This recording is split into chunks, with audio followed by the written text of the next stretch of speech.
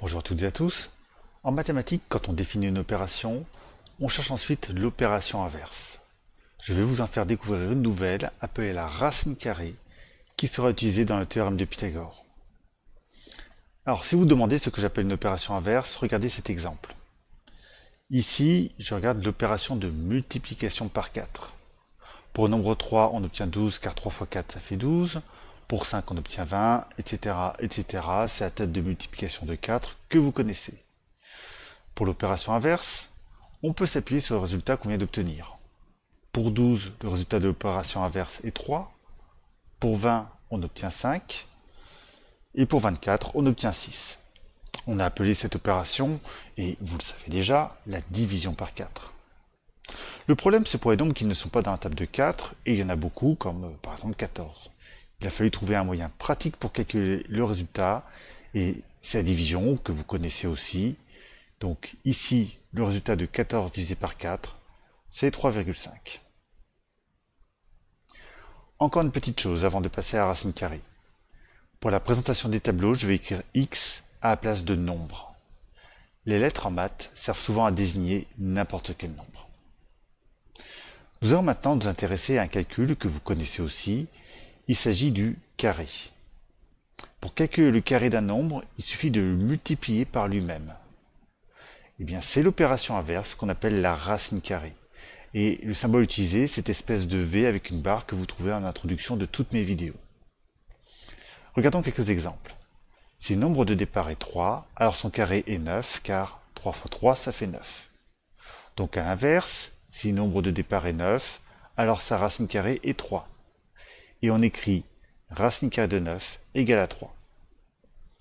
Pour 5, 5 fois 5 égale 25. Donc à l'inverse, la racine carrée de 25 est égale à 5. De même, 6 fois 6, ça donne 36. Donc la racine carrée de 36 est égale à 6. Voilà, vous savez maintenant ce que c'est qu'une racine carrée. Le problème, c'est pour calculer la racine carrée de certains nombres, comme par exemple 14.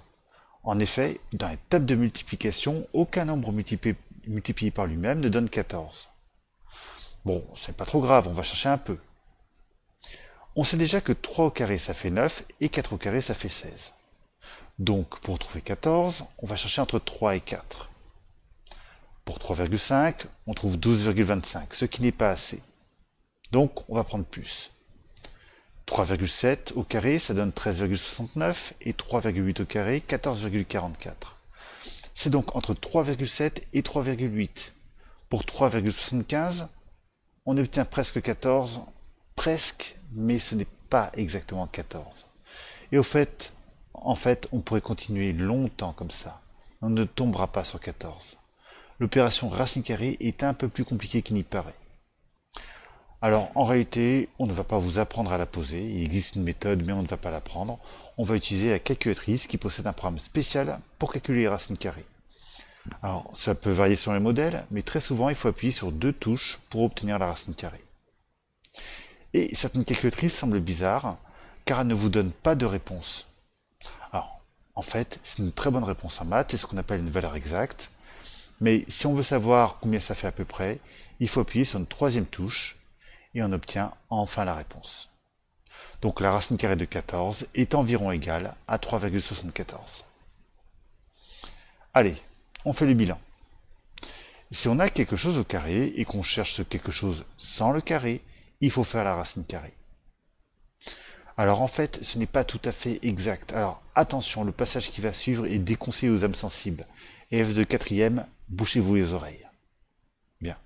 En réalité, l'équation x au carré égale a si a est un nombre positif admet non pas une, mais 2 solutions, qui sont racine carrée de a, comme on l'a vu au-dessus, et moins racine carrée de a. Voilà, c'est la fin du passage déconseillé aux âmes sensibles. La deuxième chose à retenir, c'est plus simple, c'est la liste de certaines racines carrées. Elles sont faciles à retenir. Par exemple, 8 au carré, 8 fois 8, ça fait 64, donc racine carrée de 64 est égale à 8. Et comme c'est simple et que je sens que vous commencez à adorer ça, je vous rajoute les 3 suivantes à connaître aussi.